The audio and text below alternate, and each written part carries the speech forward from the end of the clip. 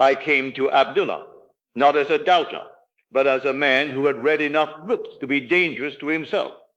I had studied scripture, traced symbols, repeated the promises, and yet my world remained stubbornly unmoved. I believed with sincerity, but belief without change is a quiet torment, and I could not escape the feeling that something essential was missing. I did not come to him to be comforted. I came to be instructed. I wanted clarity, sequence, cause, and effect. I wanted to know how this law worked, how imagination became fact, how the unseen crossed into form. The question followed me everywhere, whispered beneath every prayer, every affirmation, every hopeful moment before sleep. And so I asked him again and again and again. Each time I addressed the question differently, hoping a new phrasing would unlock a hidden door. Sometimes I asked gently, sometimes with urgency, sometimes with the politeness of a student who believes effort should be rewarded. But the question was always the same. How does it work? I believe this was an honest question, a necessary one. Surely understanding must come before transformation. Surely one must comprehend the mechanism before trusting the result. That was my assumption, and I did not yet know it was the very thing keeping me outside the door. Abdullah listened, and when he spoke, his words did not meet my question. There was no explanation, no diagram of the mind, no reassurance that I was progressing correctly. Instead, he looked at me with a certainty that made my careful reasoning feel small, almost irrelevant. I mistook his silence for patience. I mistook his refusal for delay. I believed that if I returned often enough, if I proved my seriousness, the explanation would eventually be granted. After all, I was willing to learn. What I did not yet see, though it would soon become impossible to ignore, was that my question was not seeking knowledge. It was confessing identity. And Abdullah, seeing what I could not, refused to answer the question that would have kept me exactly as I was. Abdullah did not argue with me. He did not debate my logic, nor did he correct my reasoning. That alone unsettled me. I had expected resistance, perhaps even rebuke, but not dismissal. Instead, he spoke as though my question had already been answered and the matter was closed. "You are 6 months late," he said. The word struck me with a quiet violence. Late to what? Late by whose measure? I searched his face for explanation, for context, for the smallest concession to my confusion. There was none. I protested, not aloud at first, but inwardly. I had been diligent. I had studied. I had imagined. I had prayed with discipline. How could I be late when I had not yet begun, when no one had told me how to begin? "You will have died," he continued. His voice did not rise, nor did it soften. It carried no drama, no warning, no compassion. He spoke as one states a fact already concluded. I felt a tightening in my chest, not fear, but something more humiliating, a sense of being seen, and not in the way I had hoped. I realized then that he was not speaking to my future, but to my present, not to what I wanted to become, but to what I still was. I tried again. I asked in another way, softened the question, removed the urgency. I believed that if I could only make my inquiry acceptable, if I could show that I was ready, he would meet me halfway. He did not. "You are in Barbados," he said. And with that, he closed the door. Not metaphorically, literally. The room fell silent, and I stood alone in the corridor, holding a question that no longer had anyone to receive it. In that moment, something in me faltered, not my faith, but my posture. I had come as a student seeking instruction, but I was dismissed as one who did not yet know how to stand. I did not understand his words. I did not agree with them. I did not even believe them.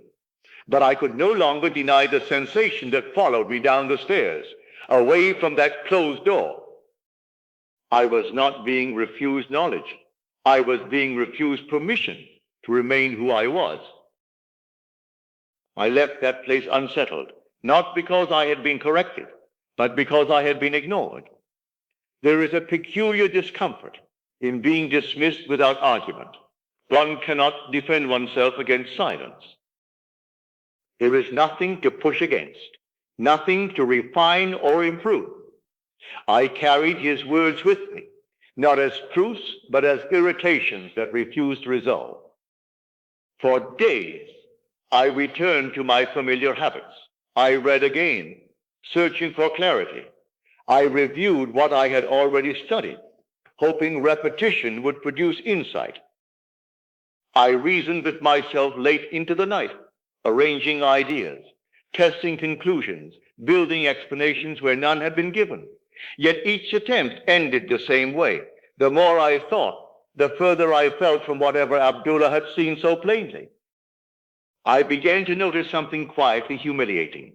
My questions were no longer sharp. They were circular. I was not moving forward, only pacing the same ground with greater urgency.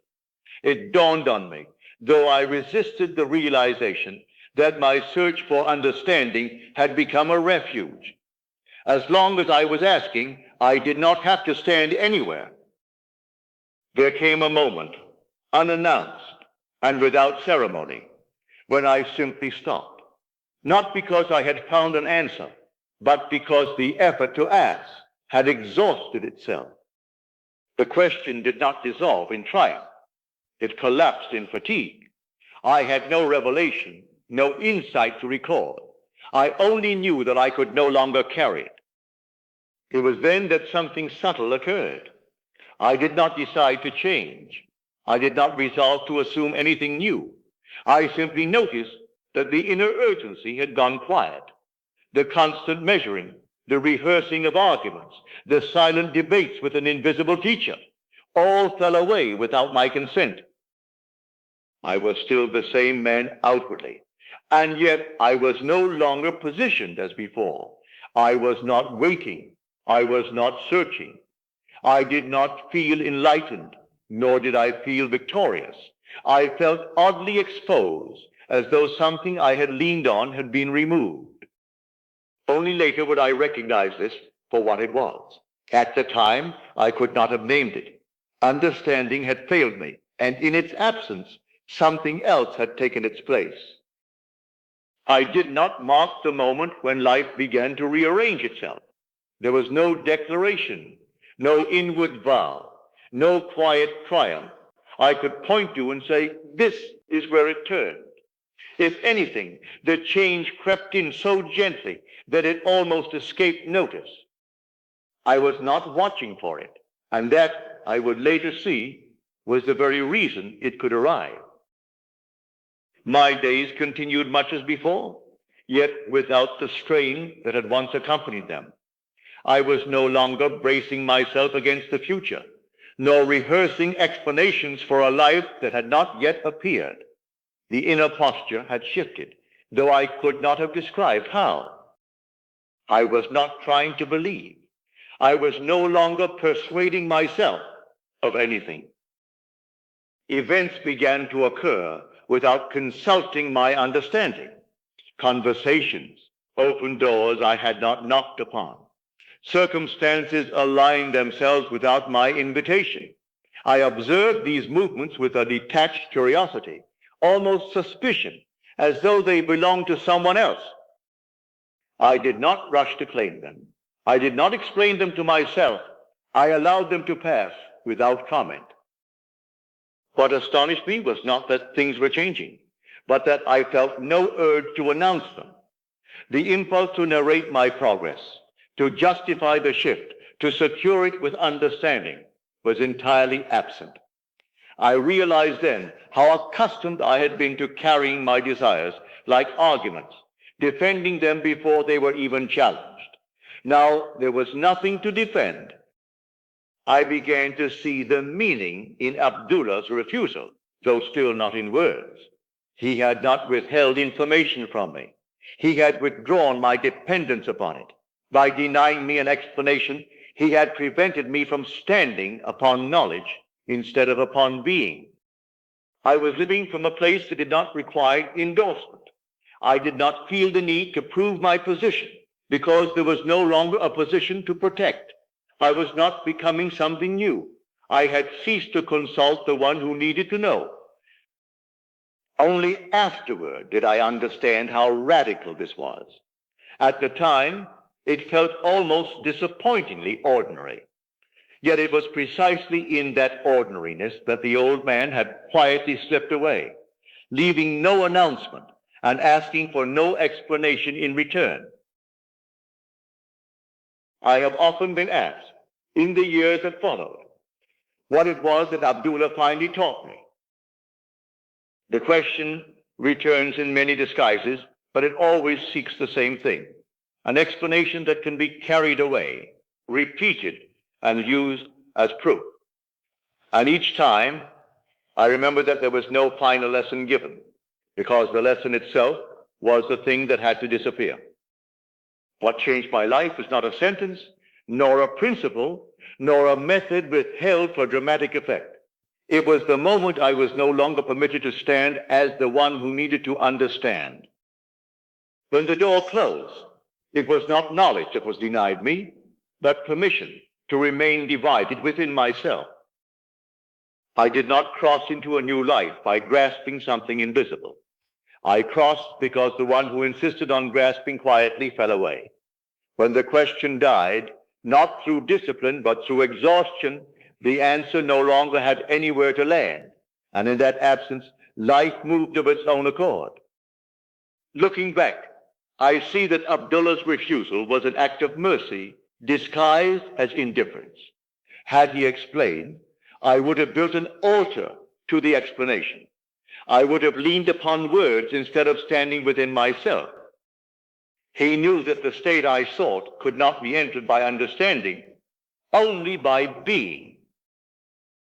There are truths that collapse when spoken, and powers that weaken when announced. This is why some doors must close, and some questions must remain unanswered, not to punish the seeker, but to free him from the self that seeks. I did not become wiser in that season. I became quieter, and in that quietness, life no longer required my permission to change. Now, let us go into the silence.